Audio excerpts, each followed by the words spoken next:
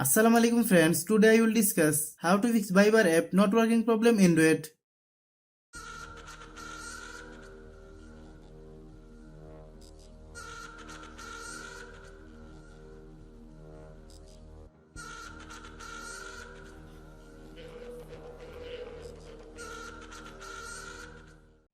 Click settings, click about device, click storage, click clean,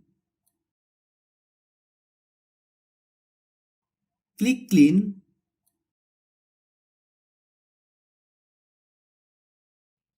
click apps, click app management, click Viber,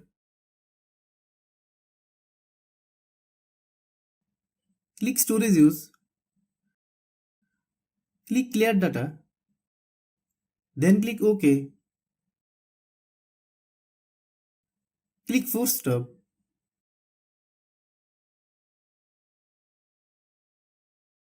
then open Google Play Store, then search Viber, click Viber. If you get any update, please update. Then restart your phone.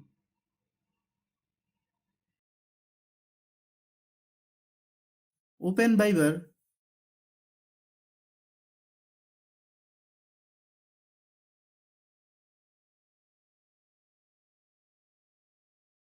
Thanks for watching.